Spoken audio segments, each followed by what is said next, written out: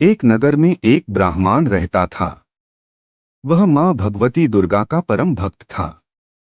उसकी एक कन्या थी। ब्राह्मण नियम पूर्वक प्रतिदिन दुर्गा की पूजा और यज्ञ किया करता था। सुमति अर्थात ब्राह्मण की बेटी भी प्रतिदिन इस पूजा में भाग लिया करती थी।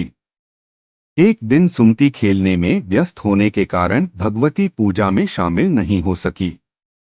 यह देख उसके पिता को क्रोध आ गया और क्रोधवश उसके पिता ने कहा कि वह उसका विवाह किसी दरिद्र और कोढ़ी से करेगा।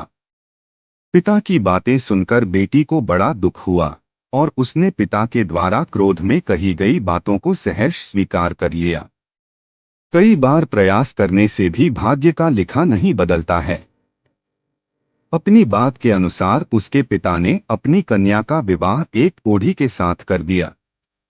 सुमति अपने पति के साथ विवाह कर चली गई।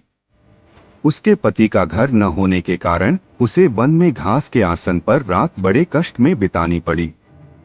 गरीब कन्या की यह दशा देखकर माता भगवती उसके द्वारा पिछले जन्म में की गई उसके पुण्य प्रभाव से प्रकट हुई और सुमति से बोली, हे कन्या, मैं तुम पर प्रसन्न हूँ, मैं तुम्हें कुछ देना चाहती हूँ, मांगो क्या मांगती हो।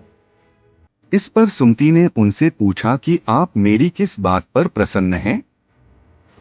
कन्या की यह बात सुनकर देवी कहने लगी, मैं तुम पर पूर्व जन्म के तुम्हारे पुण्य के प्रभाव से प्रसन्न हूँ। तुम पूर्व जन्म में भील की पतिव्रता स्त्री थी। एक दिन तुम्हारे पति भील द्वारा चोरी करने के कारण तुम दोनों को सिपाहियों ने पकड़कर जेल खाने में कैद कर दिया था। उन लोगों ने तुम्हें और तुम्हारे पति को भोजन भी नहीं दिया था। इस प्रकार नवरात्र के दिनों में तुमने न तो कुछ खाया और न ही जल पिया, इसलिए 9 दिन तक नवरात्र व्रत का फल तुम्हें प्राप्त हुआ। हे ब्राह्मणी, उन दिनों अनजाने में जो व्रत हुआ, उस व्रत के प्रभाव से प्रसन्न होकर आज मैं तुम्हें मनोवांछित वरदान दे रही हूँ। कन्या बोली कि अगर आप मुझ पर प्रसन्न हैं तो कृपा करके मेरे पति का क्रोध दूर कर दीजिए।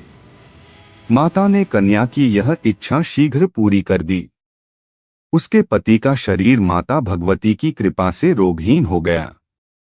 कथा नंबर 3।